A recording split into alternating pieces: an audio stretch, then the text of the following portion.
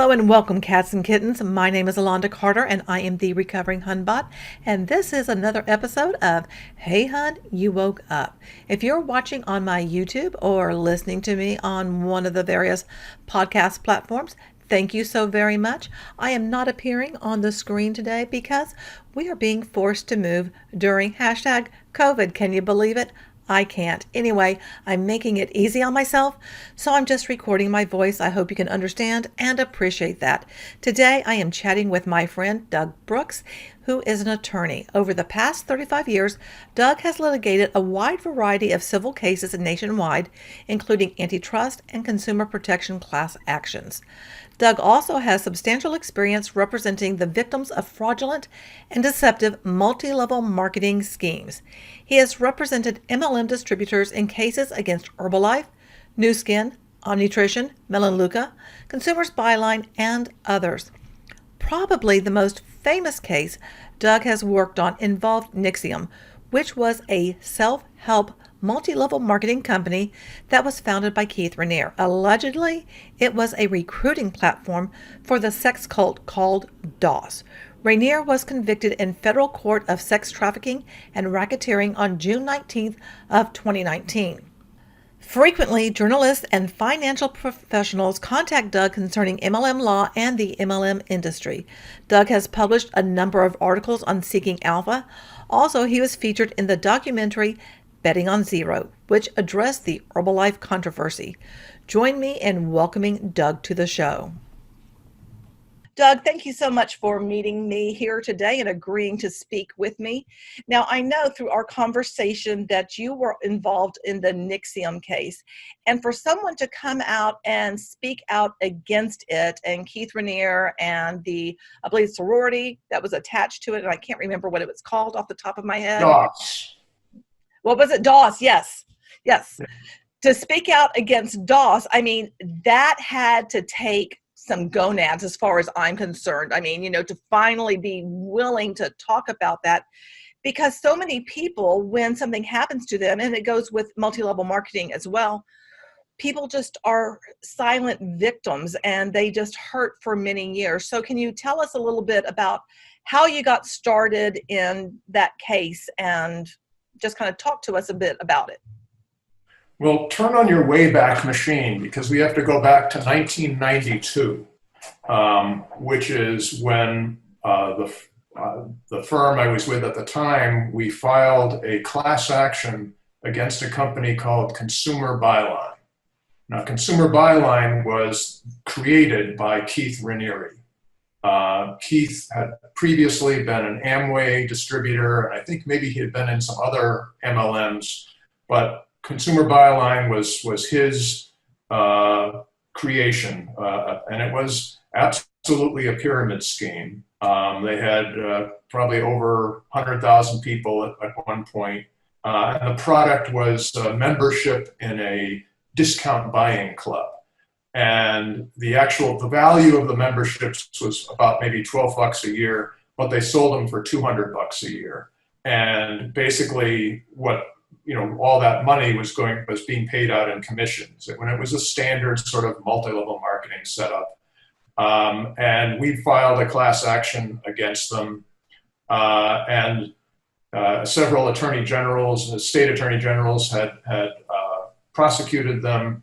And then about a year after we filed our case, the New York AG, which is where they were located, filed a case and shut them down.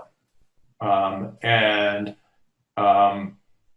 so it was a moral victory for us. We didn't get any money out of the case because, like most pyramid schemes, the thing blew up and the money was gone. But it was one of the first pyramid cases that I had ever filed, and it was an education just to see how the thing was structured and put together, and an introduction to why, how people got sucked into this thing, thinking that they were going to make a lot of money. So that's the early 90s, and the New York AG's case, they got an injunction against Raniere, basically saying you can't ever be involved in a pyramid scheme or a multi-level marketing scheme again. And for several years, we never heard anything about him. And later in the 1990s, I got contacted by Rick Ross. Now, Rick is an anti-cult activist, and he does what used to be called interventions. People who get involved in cults, the family's worried that this person, that their loved one is isolated from them, so they go to someone like Rick, and they try to use him to get their family member out of this cult. And Rick at that point had been contacted by a family who had a son that had gotten involved in an organization called NXIVM, NXIVM. And Rick, one of the things that Rick does is he does sort of a background research. He looks at the background. And so he looked at the background of Keith Raniere and discovered the Consumer Bylines case, and he found me. And that's why that was the first time I ever heard from Rick. Was he was just researching this company to help him with the intervention. And I gave him whatever information I could. And I didn't hear anything for a year or two until Rick contacts me again. And now he has been sued by NXIVM, because what happened is he did the intervention, and one of the things that he did as part of the intervention is the family, which is they were a very wealthy family, so they were able to do this. They hired a psychologist and a forensic psychiatrist to analyze NXIVM. They actually, just for the purposes of this intervention, there were actually a total of 3 research papers on NXIVM. The intervention didn't work out. The son stayed in NXIVM. But Rick went to the family and said, hey, you had these, you paid for these papers, it's valuable information. Can I post them on my website? And the family said, sure, we'll let you do that. So he posted these papers on his website, and clearly NXIVM did not want this information out there. They did not want to be anything associated with being a cult. So they sued. They sued Rick, they sued the family, and they sued several other people. And Rick came to me and he said, I have no money to pay legal fees. What can I do about this? And can you help me?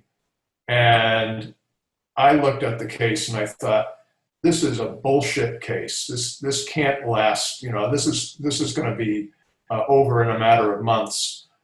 And I said to Rick, okay, I will represent you pro bono. I'm not going to charge you anything. I believe in what you're doing. I believe this company is a cult, and I think Keith Raniere is a scam artist. So I'm going to go ahead. I'll make that commitment to you. Well, the case took a lot longer than a few months. It took about 12 years before we finally got it dismissed, and that included at one point NXIVM appealed a bad ruling, a ruling that was bad for them, good for us. They appealed that to the Second Circuit Court of Appeals, which covers New York, and then that case, they lost that appeal, and they appealed to the Supreme Court, and they lost that one. So this case went all the way up to the Supreme Court, back down again. It got transferred to New Jersey.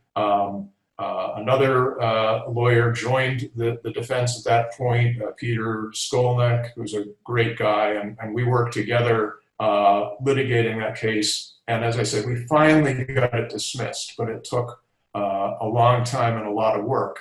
And that is sort of an example of what a company can do to shut down a critic if they have unlimited legal budget and the willingness to just keep going and going and going, despite losing every important decision as they did. So that, in a nutshell, was my experience with Keith Raniere.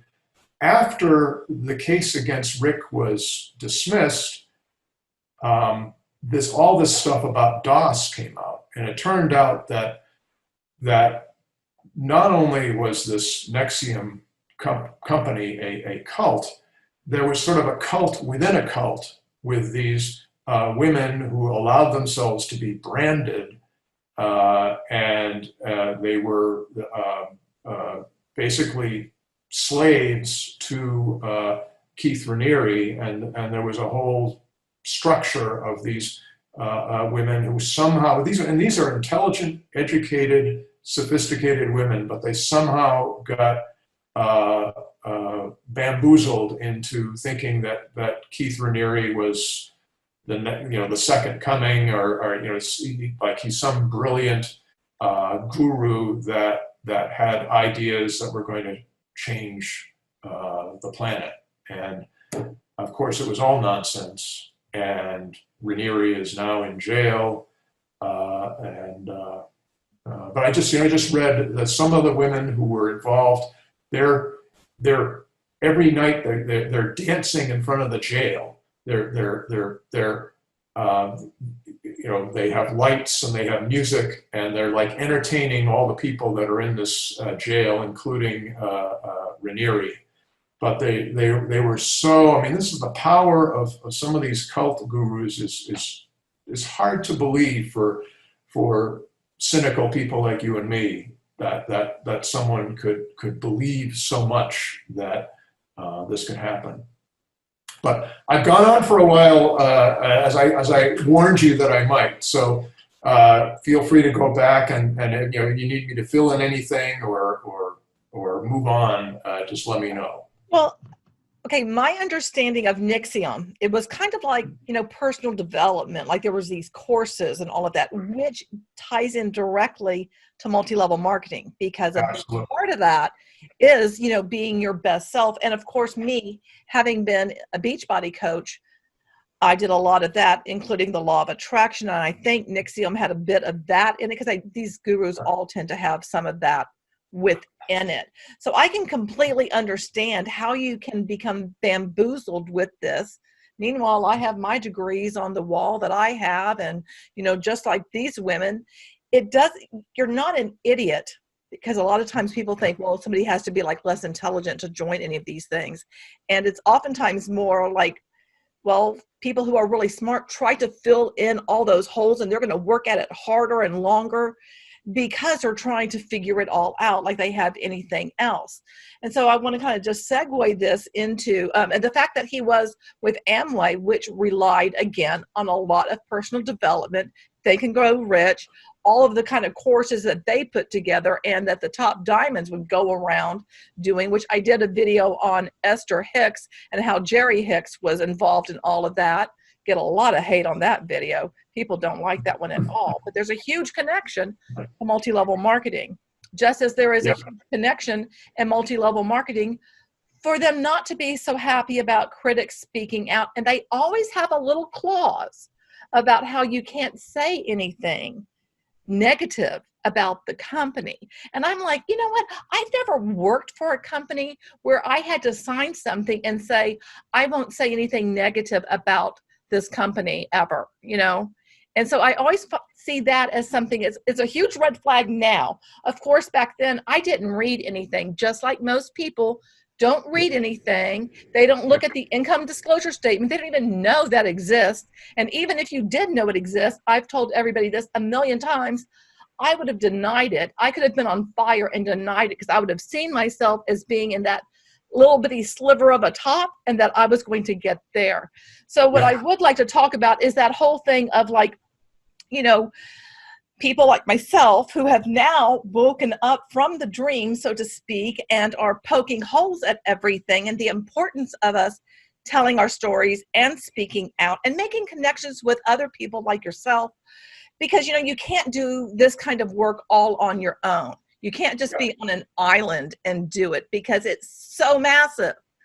It's worldwide now, and it's poison, and it's just, it's just cancer throughout the world. And right now, with what's going on in the world, more and more people are joining, and that's really scary. But I know, like, in a year from now, many of those people are going to have lost a lot of money, and they may be afraid to speak out. So let's talk a little bit about the importance of speaking out, and also the tactics that are used to try to squash people. Because as you know, people have tried to squash me, and you have so kindly stepped in and dealt with those enagic robots. Well, let me say, you when you emailed me about this topic, it sparked something in my memory. And there's the columnist Joe Nocera, who writes for New York Times. About 5 years ago, he wrote a column and he described calling the FTC and asking them the question, how do I tell the difference between a legitimate multi-level marketing company and a pyramid scheme? And it was back and forth and back and forth. And finally, the spokesperson for the FTC said, we're not going to answer the question. We are, this is as far as it goes. This is our final answer. We are not going to answer the question. So here's a reporter from the New York Times asking the key normal question that every consumer should be able to know it once they're being presented with a multi-level marketing opportunity. Is this a legitimate opportunity, or is this a pyramid scheme? And the Federal Trade Commission will not answer that question. What the Federal Trade Commission does is they go after pyramid schemes on a case-by-case basis. So, and every time they do, with I'd say, well, with no exceptions, they're successful. They shut down the company, or they enter into a consent deal where the company changes its practices, as they did with Herbalife, they did with New Skin many years ago. So every time they go to court, they're successful. But there are only so many FTC lawyers, and there are, at least at any given moment, maybe 1,000 MLM companies operating throughout the country or throughout the world. So, and the FTC's website says, how do you, they have the, information for consumers. How do you tell the difference between an MLM, a legitimate MLM, and a pyramid scheme? And well, you can look at the retail sales and this and that, but they've created this concept of the legitimate MLM.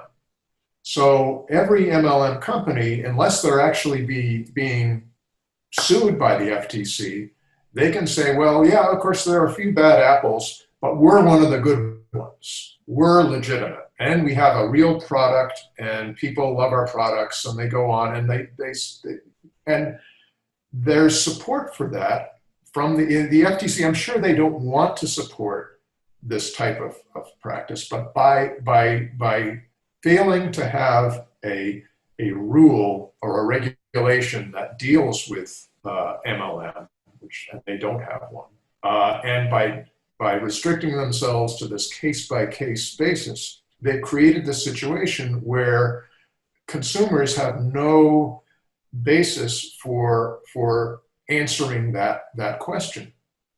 Because, and this goes also to the definition of what is a pyramid scheme. A pyramid scheme, from going back to the cases from the 1970s, including the Coscott case, the definition says if you're in a program where you're paying money for the right to sell products and the right to recruit other people and receive compensation that is not based on retail sales. That's in essence what the Coscott definition is.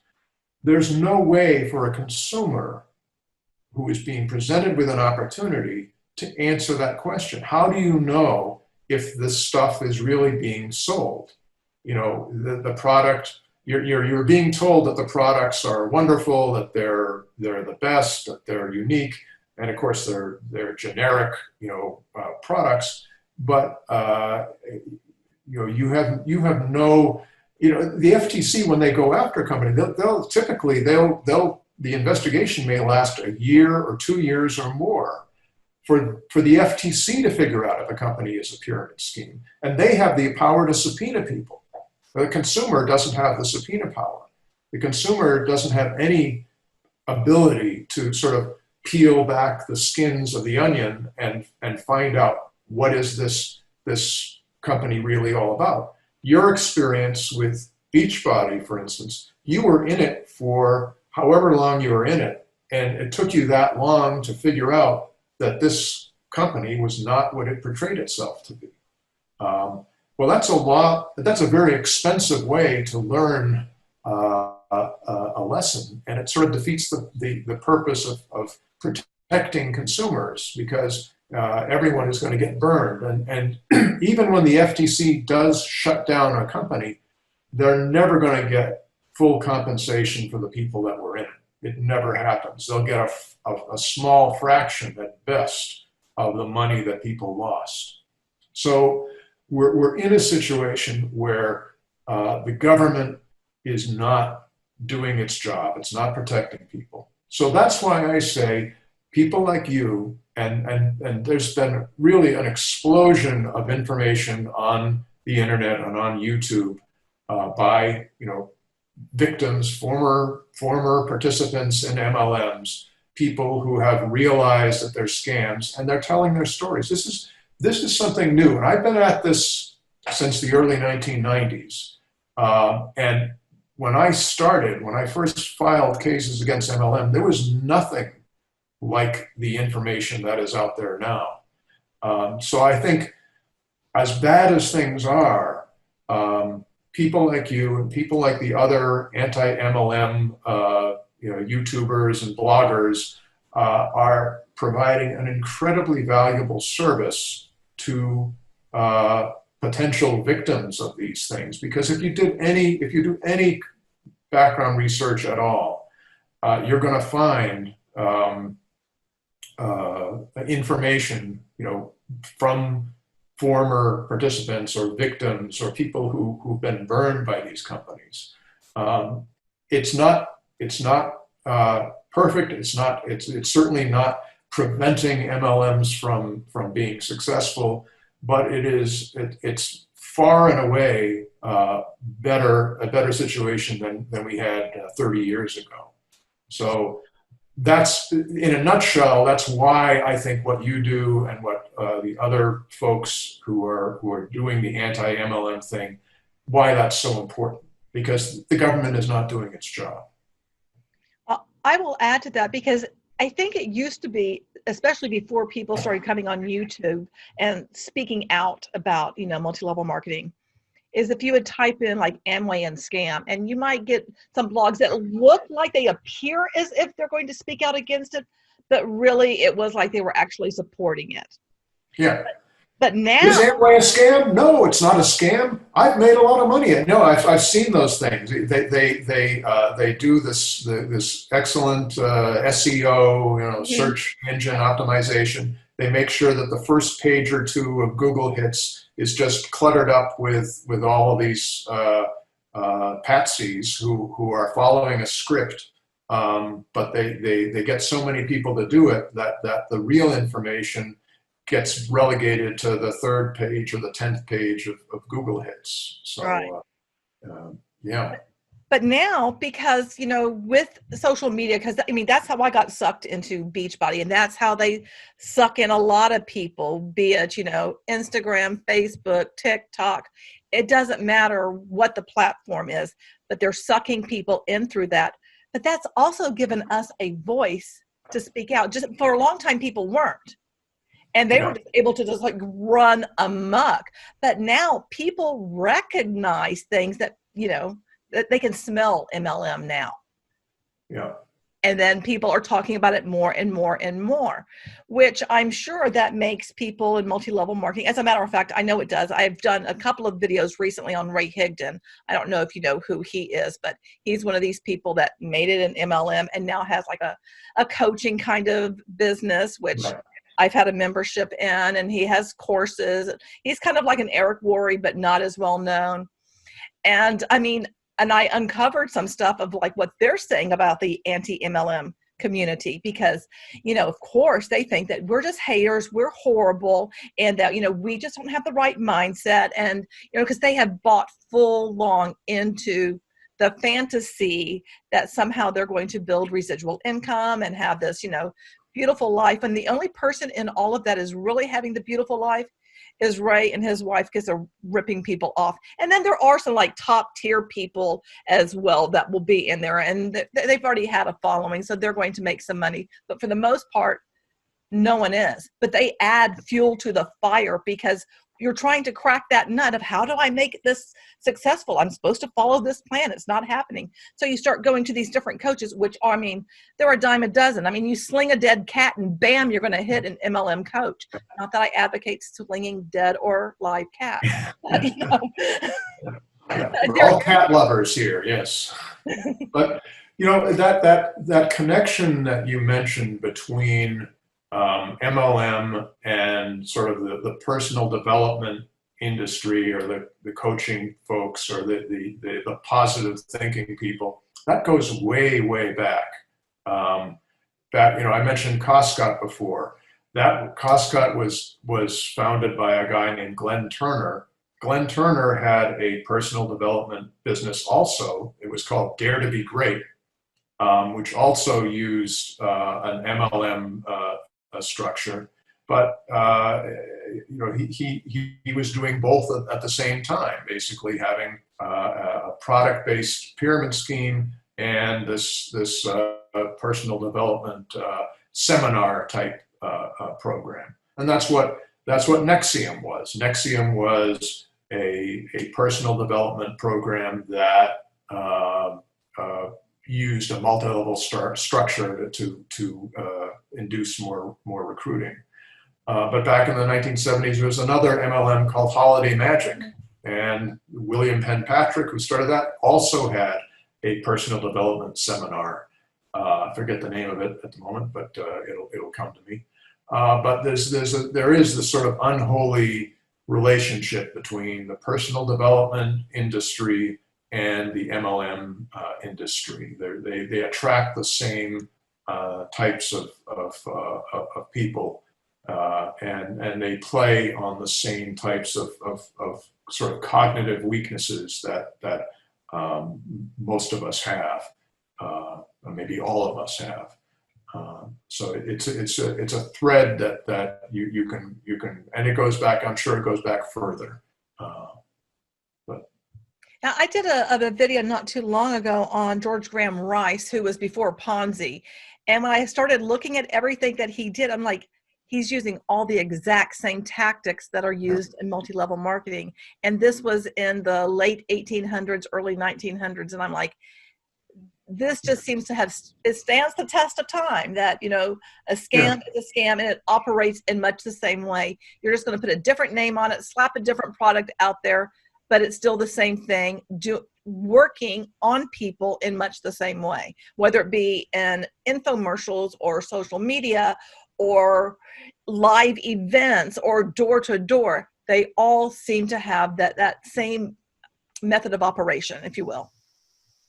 Yeah, well, human nature, human beings have been around for a million years at least, and certainly maybe, but as old as civilization. We've had scam artists taking advantage of some of the weaknesses in human nature. So it really is nothing new. I mean, the different technology helps these scam artists do their thing, but this wasn't invented overnight. This has been a process that's gone on over thousands of years. So we're dealing with basic human nature here. Unfortunately, there are people who, and they're a minority, but there are people that take advantage of the weaknesses of other people. Yeah, unfortunately. Now, I did want to bring this up because I found this so comical because when I was analyzing Ray Higdon, he actually said this. You ready for it? The FTC, they have a group of people who are reading your social media posts. So even in a private group, for multi-level marketers, like just to, make sure that everything is on and I'm like, where is this task force that's doing that? Are you nuts? There's not enough people to do that. Yeah. There's, I think, I don't know what the total number of lawyers at the FTC is, but they can't keep up with all the scams that they are dealing with, let alone reading every social media post. That's insanity. That's just ridiculous. But he's getting people to believe that, because that way is the whole thing about, see what happens when you have big government. They're trying to take away your freedom, meaning the freedom to join a multi-level marketing business opportunity. And as you have referred to it as a business opportunity cult, which I have used that a lot. So thank you for coining that phrase, which really is very terrifying. Now, in my opinion, and please let me know if, it needs to be something else. I tell people, because I know people do report instances that they see of, janky posts that have really outrageous income claims and also product claims and all that. They report that to the FTC. But for the FTC to take action, they need, a stack. They're not going to do it with one or two. And if people are not reporting things like that, and if they're not reporting their experience, it doesn't matter what the company is, be it Mary Kay, Amway, Beachbody, Herbalife, Kyani, Enagic. If they're not reporting what happened to them, then they can't take action, because again, they don't have that, that stack. And that's why I tell people to tell their stories and to report your stories to the FTC. And I did a video on that as well. That's so important, because one of the excuses that you hear occasionally from some of the folks at the FTC, why they don't go after the whole industry, why don't they investigate the whole industry, why aren't they more aggressive? They say, well, people aren't complaining. They get more complaints with other types of fraud, and every once in a while the FTC does a survey. They call it a fraud survey, and they look at all types of fraud and the victim behaviors. And one of the things they found out is that victims of pyramid schemes are the least likely to complain about what happened to them, as opposed to any other type of fraud. And there are a lot of interesting reasons. I think that the social psychologists and the behavioral economists need to study this issue, because it certainly fits with my experience, which is that it's very difficult to find people who are willing to speak out. I think this is changing. I think I'm seeing more and more people who are willing to speak out. But one of the things that the MLM companies sort of bank on is that people they fail and they're ashamed. And they were told, well, this business is not for everyone. So if you don't succeed, it's going to be your fault. So they're conditioned beforehand to know that if they don't reach the top of the pyramid, it's because they just didn't try hard enough. They didn't follow the plan. They didn't believe strongly enough in what they're being taught to do. They weren't duplicating themselves appropriately. So it's all their own fault. And if they recruited anybody into it, there's not only is there shame, but there's also fear, because they were not only victims, but they were also perpetrators. That's one of the things that's sort of unique about MLM, is that the victims are also perpetrators. You are taught to duplicate. You are taught to repeat the marketing pitch that brought you into it. And you're taught to go to your friends and your family, your warm market, and repeat this script. And now you've become part of the problem. You've become one of the perpetrators, even though you yourself have not made any money at it. You're most likely you're losing money at it, but you are portraying yourself as successful, or you're portraying yourself as and maybe you really are really excited about this thing, but you are being used. And once you discover that, I think a lot of people's reaction is to just back away and just clam up and move on to something else. And what people need to do is they need to speak out. They need to, if you really want to protect, other people from not being burned the way you were burned, you have to tell your story. And you have to go to the FTC. They have to hear from people. You have to go to your state attorney general and tell them the story, because the state AGs are also responsible for protecting consumers against these types of things. But you need to be heard. It's extremely important. And I'm glad that you are telling your listeners to do that. I try to, and I mean, I tell my story over and over again in different ways. And one of the things that I try to do is I analyze the behavior of people in multi-level marketing from the perspective of, like, I've been there, so I know how you're being conditioned to do that and why you might say things and all of that. And then I also did something else. I don't know if you saw the video I did that dealt with reciprocity, but as an anthropologist, I started thinking about reciprocity, and I went and got, my book, The Gift, which is by Marcel Mauss. And I think it's in one of the books over here. Who is it? Yeah, I never can say it's right. Robert Cialdini, Influence, the Psychology of Persuasion. Yes. He talked about it in there too. But I looked at it also because, like, the idea of reciprocity is I give you something, then you'll give me something. It's like, that whole like exchange, and it's like I scratch your back, you scratch my back, just to make it really simple. But what I did is I looked at it, and within MLM, there's this concept, in my opinion, of an extended reciprocity, because you feel like you've been given this opportunity even though you've paid for it. And you have this person who's your upline, who's, quote, supposedly helping you. So now you're going to work harder, and you want to do what they're doing, so you're going to pay more into the system. It ends up being this endless loop that you get in, because you keep being convinced that you're given this thing, so you work harder towards it, even though you end up having no results. And I have some sort of graphic that hopefully maybe I'll prop it on the screen that I did, that it probably explains it a lot more. But it ends up being this mental loop of, I think, that plays into that human psychology of why you keep going even when you don't have results.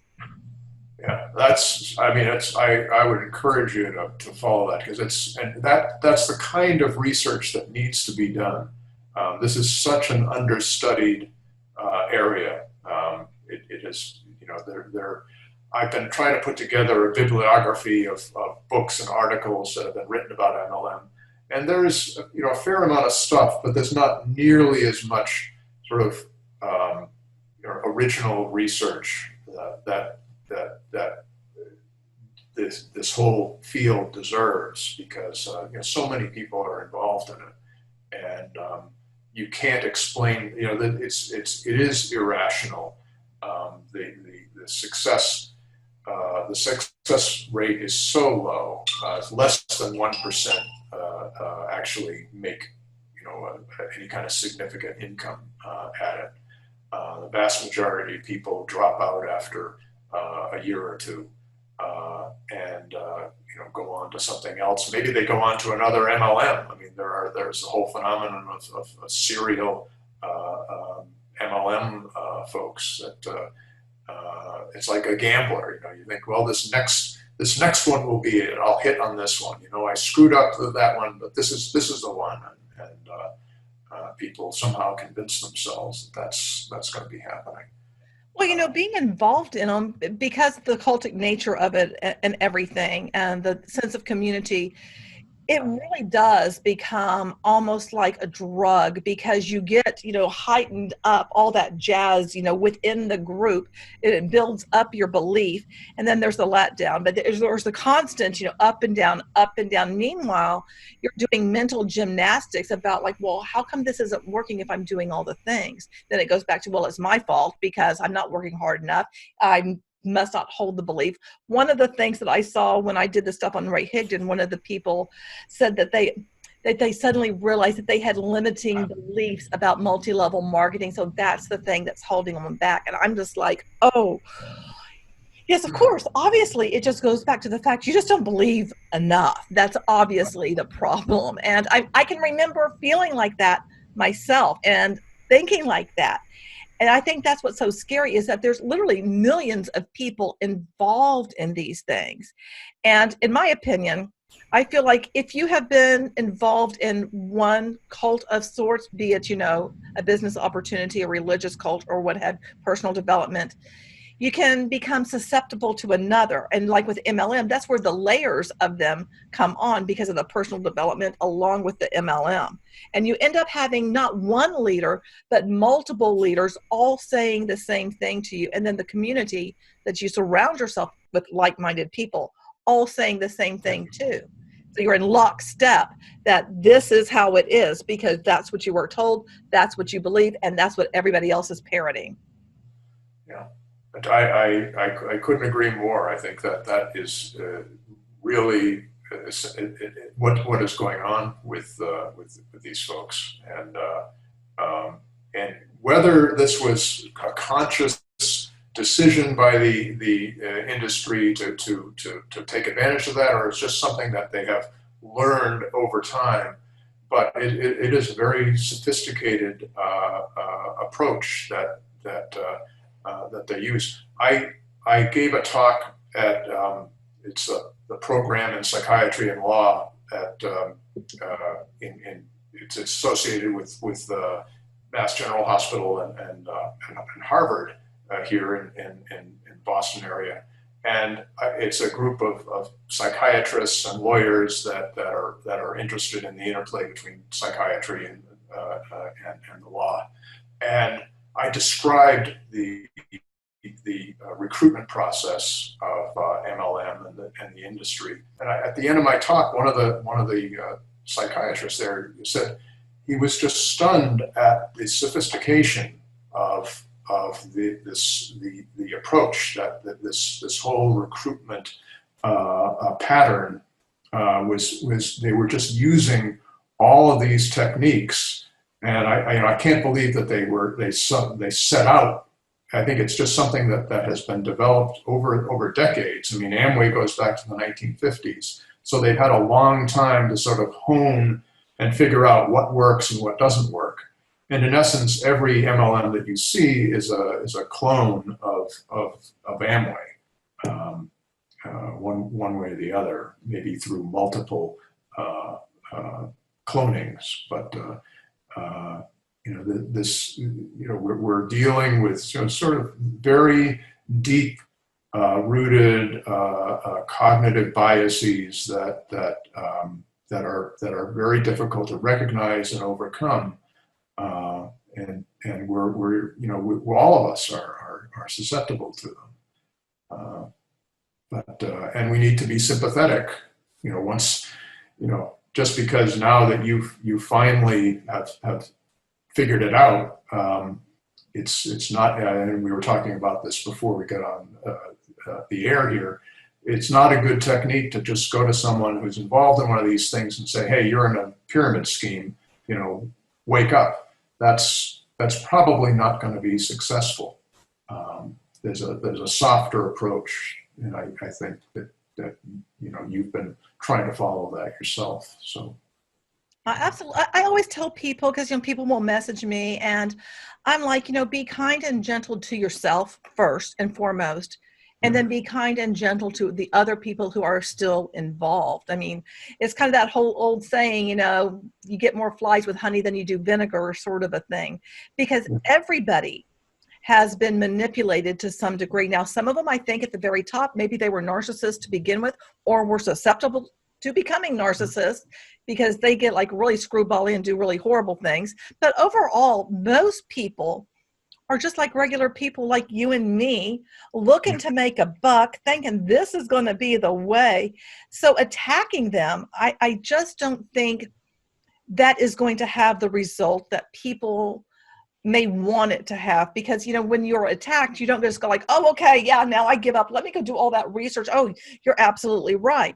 Because, you know, you're going to defend yourself. You know, like, it's natural to do that. So I just say be kinder, be gentler with yourself and to others, and especially those who are still in it. And when somebody, you know, joins and they're brand new to it, oh, you're not going to be able to get them out right away, honey. I wish you could, because I have people ask me that, like, well, so-and-so just joined, and it's like, if they've already said yes, they've already been, you know, basically brainwashed, in my opinion.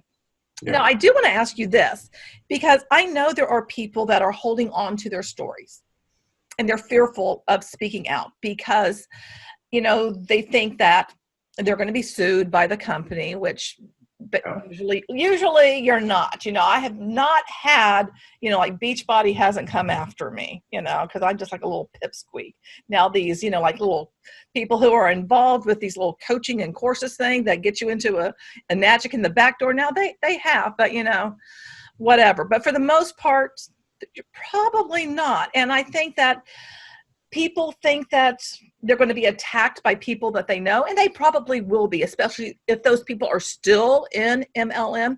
They probably will lose friends and stuff. But at the same time, if you don't take that step to step up and speak out, then since the FTC, as you said, they aren't doing their job and people don't have the protection that they should have, it just kind of adds to the problem when you don't have that willingness to just be like, you know what, this is embarrassing. I can't believe I did this. I'm ashamed. I feel guilty, and all of those things. And you don't have to do it right away. There's not like a timeline like, well, you left yesterday, so today you better tell your story. It's not that. But you still need to think about how can you share that, because I really have the feeling that as more people start speaking out, and one of the things I think that would really help is if we had a celebrity, like a big name celebrity, that would actually speak out against this with a huge platform, that would really give it legs. But we need people talking. So what can you say to people who might be sitting on the fence? Maybe they've been sitting silent for a year, 6 months, 2 weeks, whatever. Are there any words of wisdom you can offer them of like why you should just go ahead when you're ready to speak out, and give them some sort of comfort, like it's okay to talk out even though you've been taught not to ever say anything? You know, I'm not sure that I do. I guess one thing I would say is, you know, you had this experience where and you lost money and you lost some friendships or relationships with family. It was a very painful experience, and you've learned from it, because you know we learn from making mistakes. One of the things that you can do to sort of build back your self-esteem and to build back your sense of worth is to tell your story, because the more people that tell their stories, the more people, the more likelihood that someone who hasn't gotten sucked into it is going to see that story. They're going to hear that before they take that first step. And so if it will be good for you, for your healing process, and it'll also be good for all those other people out there that haven't yet been victimized by something like this. Yes, there is going to be a risk that the people that are still in it are going to cut you off. They probably already have. Once you drop out of one of these things, whether it's a cult or an MLM or one of these high intensity, high commitment groups, there's a very much an us and them mentality, and there is a definite tendency to sort of you cut those people out. They are dream stealers. They are Scientologists would call them. They're suppressives. Whatever it is, the terminology changes, but the concept remains the same. Isolate yourself from people that question what you're doing. And so it's certainly, you've already, by dropping out, you've already, made yourself persona non grata with the people who are still already in it.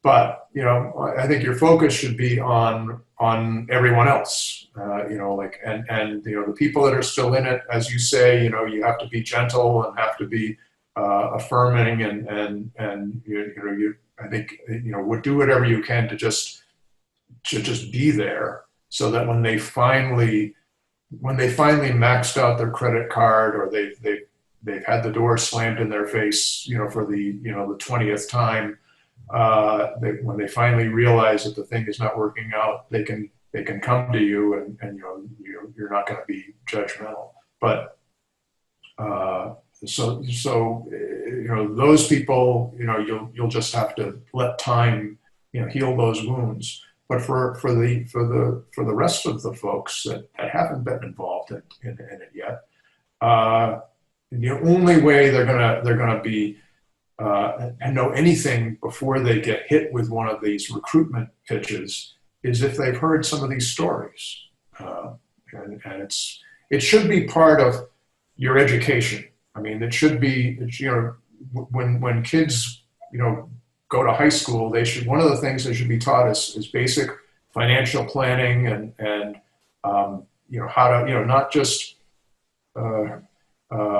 history and science and math, but they need to be taught about human nature, and they need to be taught about that when they go off to the real world after they've graduated, they're going to be approached with scams, and they're going to be approached with opportunities that sound like they're wonderful things, and we need to get them young, because the scam artists go after them when they're young. I definitely think there could be some interdisciplinary lesson plans written. I mean, probably elementary through high school, that could be used. Now, whether or not teachers would use them, and then right now with what we're dealing with, I don't know what's going to go on in schools, but I do think that it could be done. But I think there would have to be some sort of program created, and teachers, just because you usually, as a teacher, you do personal development, maybe you go to something and then you get the lesson plans, and then you can actually enact it, within your classroom. But I've thought about that maybe at some point of writing some lesson plans, because I know Dave, you're friends with Dave also, Dave Vaughn, right? Yeah. Yeah, I know he's a teacher. I'm a former teacher, and I'm an instructional designer. So I think something could be put together for people to start having a tool, because that's really what we need. We need some tools for people to use so that they can educate themselves, and also, like you said, start very young with them. And I think a very young kid, if you said it outright, they'd be able to see really quick, wow, that's not going to work. I don't think it would take long for them to grasp that. And if that's being reinforced over different grade levels, I think that would be a tremendous help. But we're not there yet. But I do have a fantasy of creating lesson plans at some point. That's a great, if you get to that point, give me a call, because I'd love to help with that effort. I think that's probably there's more productivity, there's more hope in something like that than there is with getting the government to gear up and look at the whole industry the way they should be. Yeah, well, maybe Dave and I could work on something like that, and I'm sure Robert would be willing to put it on his website. Absolutely, yeah. And because it takes us all working together on all of this. And maybe after I get moved and settled, as you know, I'm going through this move during this thing in the world right now, which I'm not so happy about. But maybe at some point we could work together, and I can maybe we could write something where I'm talking about how reciprocity is being used, from a cultural anthropology, that kind of perspective. Because I've looked at different articles online, and usually what I find, especially if it's someone who's in economics, it's that they usually end up talking about how it being like a legitimate business structure. I'm like, but you don't know anything about it. You're looking at it. I don't know what you're looking at, but whatever you're looking at, you need to re-examine this, because it's not what you think it is. It's not what you've written about. It's, I do, this is opening up a whole nother topic, but some of the academic work, some of the academic articles that have been written about MLM, if you look carefully, these folks have been funded by, I just was reading an article a couple of days ago, it was funded by Amway. And these two very prominent, respected economists were writing about how internal consumption in MLMs is not unethical, because everybody does it. And they completely fail to look at the compensation plans that have inventory purchase quotas built right into them, so that even though it only costs you $50 to get into an MLM, so yeah, there's not a big finder's fee to get someone in, but the monthly purchase qualifications that are the thing that kills you, the thing that I'm sure we've never talked about what happened to you in Beachbody, but I imagine you were buying stuff every month to sort of keep up your qualifications, and you ran out of money. This, because I've heard this story so many times, but these guys completely ignored that aspect of it and simply looked at the thing as if, well, people who work for a retailer, they get employee discounts. So that means they're buying the stuff for their own use. So therefore, internal consumption is fine. There's nothing wrong with it. And this is, like I said, these are not just PhDs, but they're professors at universities. But they were funded by Amway, and Amway got what it paid for. And so every time you see an academic article, you have to look at the footnotes and make sure, hopefully they disclose if they've gotten funding by the MLM industry. Not all of them do, but it's you have to constantly be on your guard. Absolutely. Well, Doug, I want to say thank you so much. I'm going to pause this, and then we can wrap up. And I just want to say thank you so much for your time, because I think this has opened up a different can of worms. I think we could do another episode where we can talk about some of those things.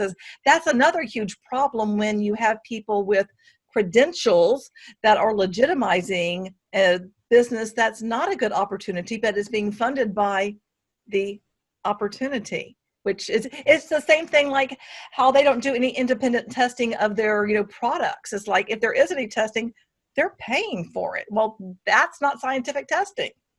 Yeah, absolutely. I'm happy. Let's we'll set something up, and I'm happy to because there's a lot of things that we need to talk about. So perfect. But thanks for having me on, and I appreciate what you're doing. It's very important. I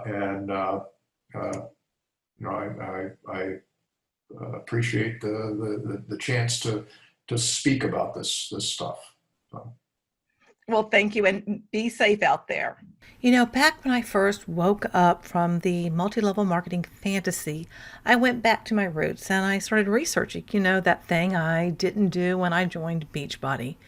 I knew then that I had to speak out and be a voice to warn others. I knew that I would need to stand on the shoulders of those who had the experience and expertise when it came to fighting against multi-level marketing, and that's how I found Doug. Just like when I graduated with my master's in instructional design, I found Doug through my research and contacted him because I had questions. And I kind of just figured, just like when I had contacted people in the world of instructional design, Either he would respond or he wouldn't, and fortunately he did write back, and he is now a friend of mine. As a multi-level marketing critic, I decided to surround myself with those who had the most experience because I knew that I would need to leverage their expertise to help me wrap my head around the many different facets when it comes to MLM. I hope Doug's words resonated with you, and I hope that you will file with the FTC and your Attorney General if you're here in the States. If you have been impacted at all by multi-level marketing, or if you see some posts that are making, a little bit out there in terms of, product claims and also earnings claims, any of that, do join in the fight. It is up to us to rescue ourselves and be a lifeline to others. Until next time, be safe out there, and you're beautiful, and I love you.